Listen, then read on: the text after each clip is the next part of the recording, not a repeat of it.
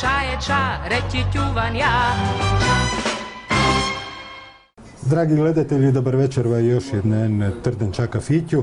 Opet smo va konobi brig va dragi kraj reke, a naš je gost dugogodišnji tenor, solist opere HNK Ivana Plemenitog Zaljca iz reke, Voljen Grbac.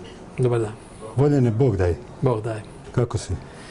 Pa evo imam za početak jedan savjet, jedna digresija. Vani pada snijeg. Pa da skratimo. Ne, nego ako vas ikad ulovi, evo pa savjet dragim gledateljima, ako vas uvijek ikad ulovi snježna mećava, onda gledajte da vas ulovi što bliže recimo konobi kao što je ova.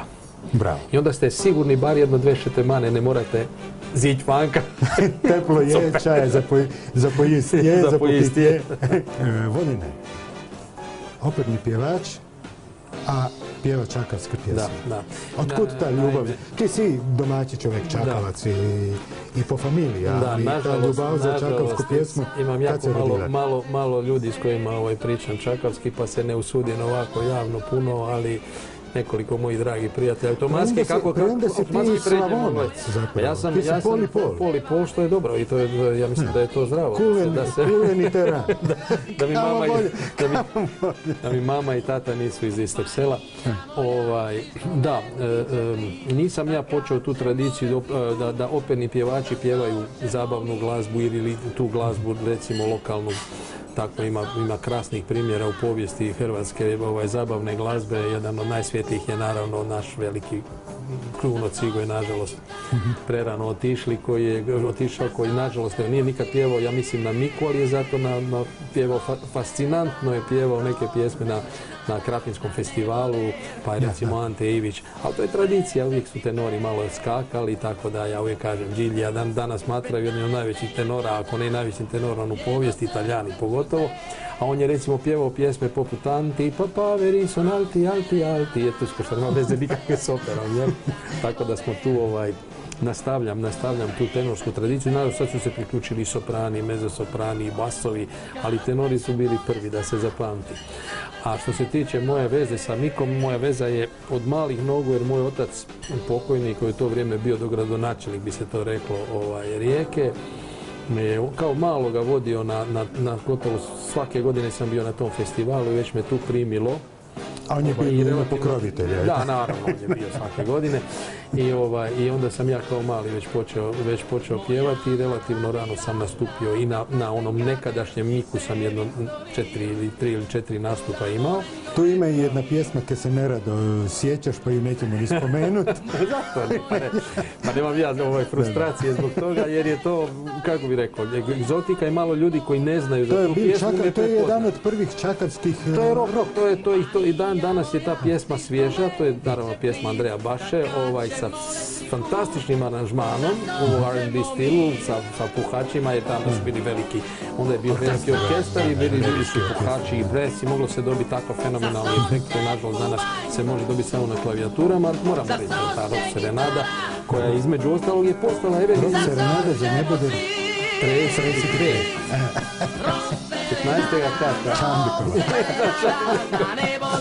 I tako malo po malo, i onda došao ovaj novovijek i Mik, onda sam tamo isto nekoliko godina nastupao kao operni pjevač sa recimo vrlo zahtjevnim pjesmama kao što je Bela Fiume i tako dalje. Onda sam jedan dan odlučio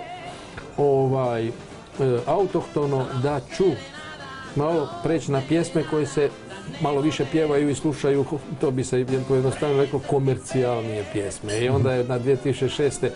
zapravo na moju ideju i na moju nekakav poticaj nastala ta pjesma koja je na neki način i prekretnica Mika. Može se reći da je čak i možda i najveći hit novovjekoga Mika koji zove Prošeći se s manom po Kvarneru i od onda je krenula ta linija tih rodoljubnih pjesama, to je borba Davida i Golijata, borba dalmatinske i primorske pjesme, gdje primorska pjesma uvijek izgubi jer Dalmatinaca ima sa tim pjesmama. Njih je 3,5 miliona u Zagrebu i 200.000 Dalmacija. Okupirali su nas, ali nakon Prošeći je došla i Kadiste Sada koja je za malo je pobjedila, pa onda ponovo pobjednička Vivian i ja smo pjevali Kvarnerijanu. Dakle, to su sve pjesme koje se dan danas slušaju i vole. Evo, ovo se mi za sad prošećati po Kvarneru, pa ćemo nastaviti, baš ova tema je dobra, dalmatinska, čakavska i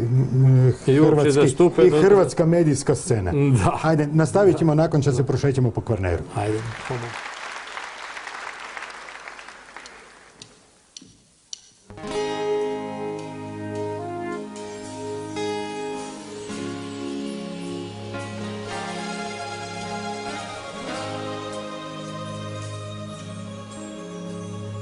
Otvor sam ti širom bela vrata da mi dojdeš na Kvarner. Kupi sam ti veru belog zlata i ružmarin sam sobom zer. Ja ću te do materina praga, tu ćeš vavik samo za me bit. Prošeći se zvanom po Kvarneru, kopa pijaska velija mi spi, od Kosta Vele do Berbe i Sušaka, moja rika svoja jutra broji. Prošeći se zvanom po Kvarneru, moja je duša skora sa kopkamika, priko mosta pušća i obišaj, od oka zlatnog otoka.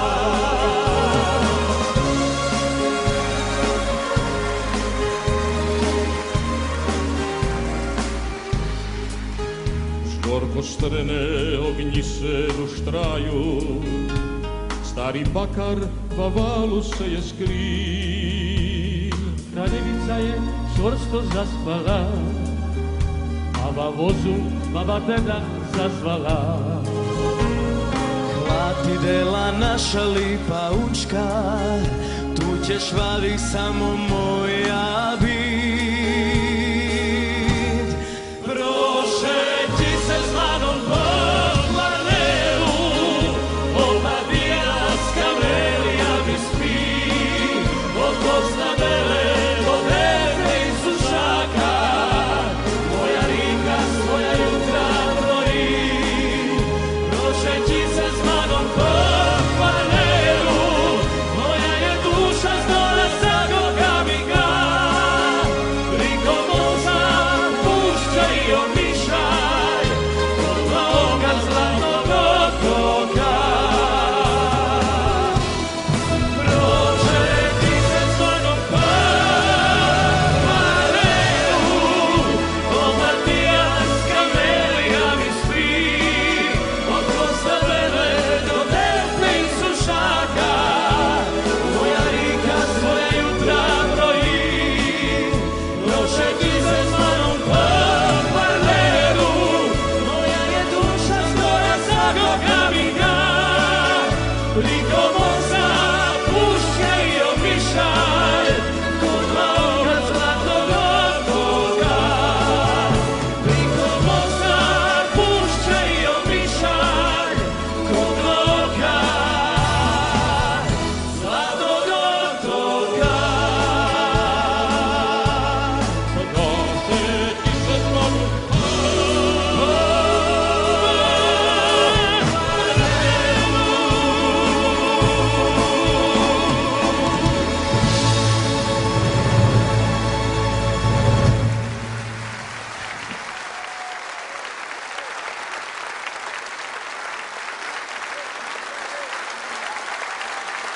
Voljen Grbac, Joso Butorac i budućnost Mika Antonio Hrištofić. Čaje ča, reći ću vam ja.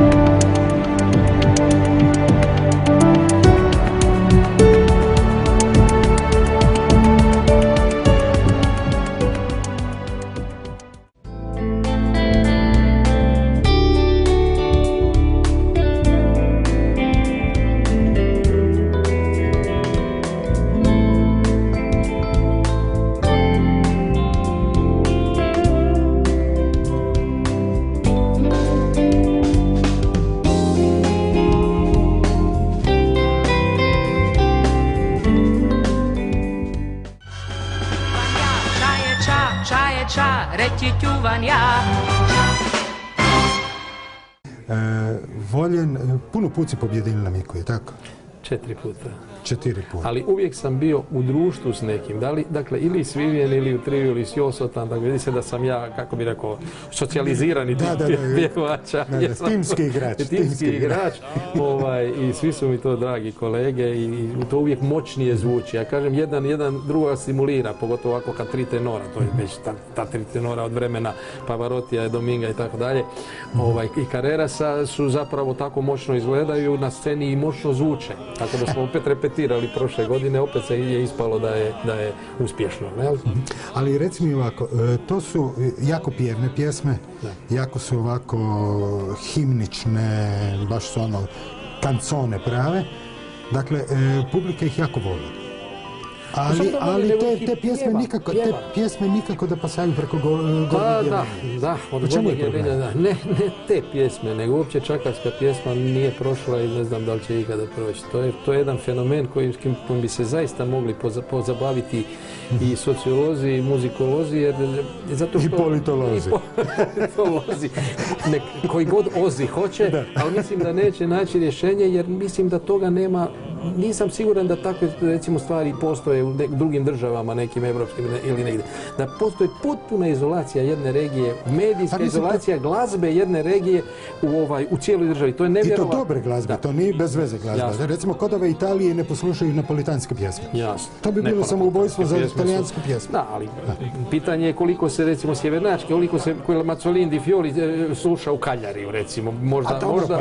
Možda ne, ali u Hrvatskoj nismo tako udaljeni, je li tako? Mi smo na uru vremena, uru i kvadrat od Zagreba, a ne možete nikada čuti niti jednu pjesmu čakavsku. Ne samo to, nego mi uvozimo i tamburaše, i klape, dakle kompletno sve što dolazi i sa juga, i sa istoka, i sa sjevera.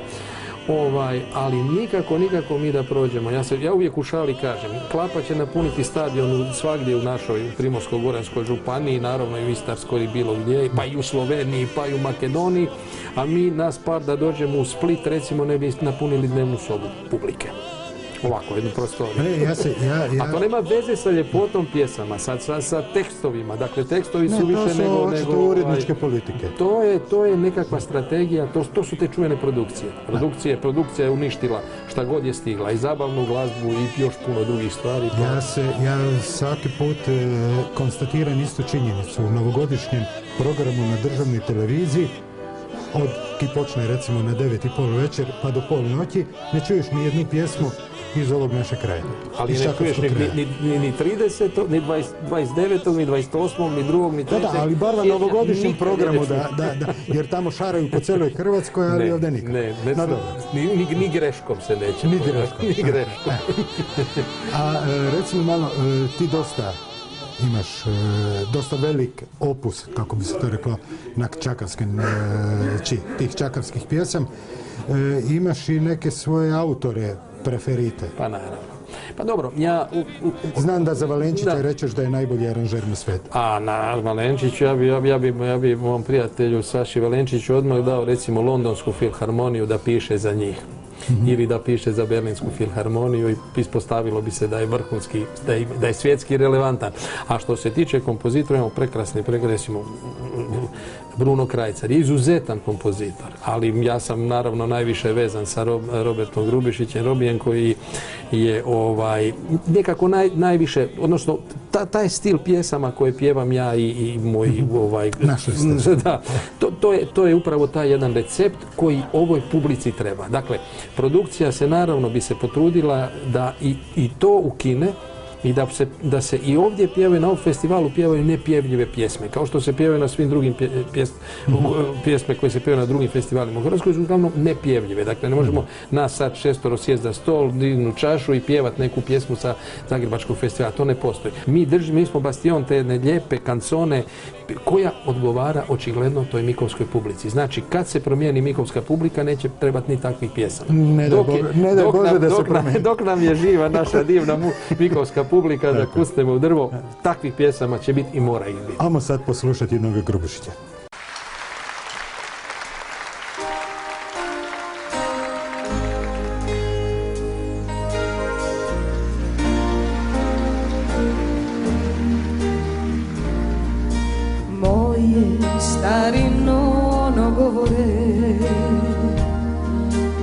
naši krajniki voleli,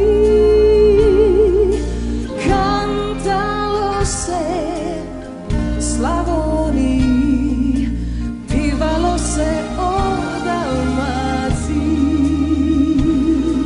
A mi smo svoju štoriju pisali skupa s Frankopani iz Uskoci, Kirci, Gromičani, Kastavci, Voduni, Mornari, težaki, ribari. Na Kvarneru rojeni smo mi, na škrtoj zemlji med grotami, Čeplašen Savanik veseli, Primorjem smo se ponosili. Čučke zvonilo naše čast, Sistre trajna nina nigena, do Burana je ih ledina. Mi smo Miki ljudi s Kvarnera.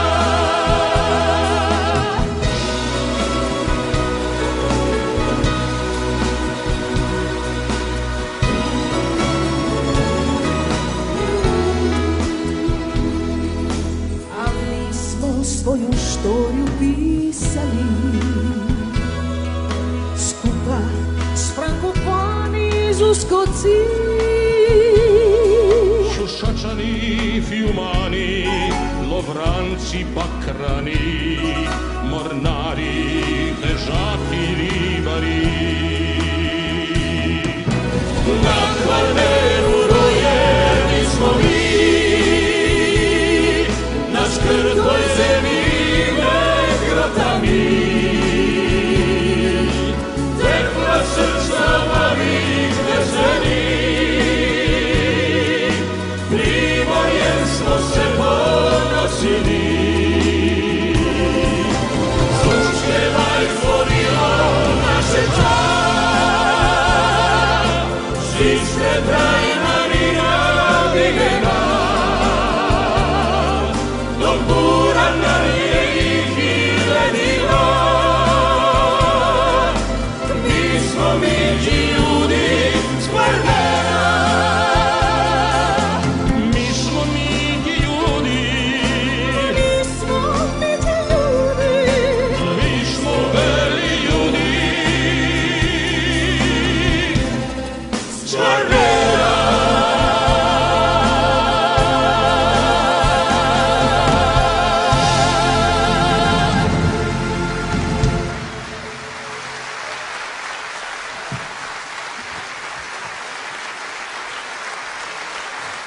To su veli ljudi iz Kvarnera. Vivien Galeta i Voljen Grbac. Evo za kraj, ti si s jednom rock baladu, zapravo i nije bila baš balada, bila je fajno onako hard rock. Serenada, ali bila je dosta žestoka je bila. Počeli na Miku, a sad na Miku već imaš čuda svoje dece, zapravo svoje dece, svojih učenika. Da. Moja pjevačka, to su naša zajednička pjevačka djeca koja su na neki način obilježila ove zadnje godine Mika i ja sam strašno ponosan na njih jer se sjećam kako recimo Antonio... Kad učenici dostignu učitelja. Kad sam se morao jako truditi da mog prijatelja Andreja Bašu uvjerim da je Antonio Krištović talentiran i da bi bilo lijepo da bez obzira što je relativno mlad dođe na Mik. Onda je on rekao to nije dječji festival, ali ja kažem, ali mali Antonio ne pjeva kao dijete. S koliko je on? Ja mislim da sa 12 ili 13 godina su oni ona Lola iz Poreča su mene pratili onu pjesmu Kvarnerski raj. Tu sam se izborio i od onda praktički sa jednom godinom pauze Antonio je postao kondicio. I na skali, Gromiškoj skali. Nema gdje god stane nogom, zato što on ima i onu jednu jedinu stvar koju ja njega ne mogu naučiti. Dakle, ako neko ima sluha i ritma i nešto malo glasa, vjerojatno ću ga ja i Vivien ćemo od njega napraviti kvalitetnog pjevača. Karizmu ili imaš ili nemaš. Antonija definitivno ima, Katja je definitivno ima, Budimčić isto koja je krenula s nama isto kao dijete, kao cura mlada, pa je preko Grobničke skale koja je isto tako rasadnik pjevačkih talenata gdje smo mi znali od 20 izvođača recimo imati 6, nekad čak i 7 naših učenika koji su se onda profilirali. Pa su neki otišli u rock, neki su otišli u nekakve druge sfere, ali evo mi imamo svake godine i sad se naravno pojavljuje još jedna mlada zvijezda koja još nije bila na miku jer nije stigla, jer je malo još ipak premlad, ali nadam se da će i on uskoro stati na mikovsku pozornicu. To je naravno Matej Prpić, sad ga svi znaju, mali Senjski Pavaroti, koji samo nekoliko mala anegdota na brzinu da kažem kad su ga pitali kad je bio na super talentu i tako dalje. Ja kažem, pazi ovako Matej, ti pitat ćete sigurno, jer normalno da je svako dijete je tako, pitaju odrasle, da li ti imaš tremu? A znaš šta ćeš ti njima reći? Govori šta? Ja govorim, ja sam iz Senja. Amen. I sve je rekao. I to je odgovor, svih odgovora. Tu je i ova Minja s Pazine ili otkud je? Ma kako ne, Nina Fakin je došla, rekli bismo ni otkuda, Andrej Bašov je poslušao, ona nije čak nikakvu nagradu dobila na Grobničkoj skali, znamo da na Grobničkoj skali kad dobiš nagradu, ona nije dobila tu nagradu, ali je toliko valjda zračila, jer ona isto naravno ima tu karizmu i to, i onda kad dobije još tu pjevačku tehniku i suvereno, dakle, da bi stao na pozornicu pred 500, 700, 1000 ljudi, ti moraš biti suveren, moraš znati šta radiš sa svojim glasom. Dakle, svi ti naši, ta naša, što veliš ti, djeca, pjevačka djeca, kad stanu na pozornicu jednostavno melju, ko parni valjak. I dok je njih, neće biti straha za čakavsku pjesmu i neće biti straha za Trdi Čakafić. Voljem, hvala ti puno. Hvala tebi. Dragi gledatelji, vidimo se drugu nedelju.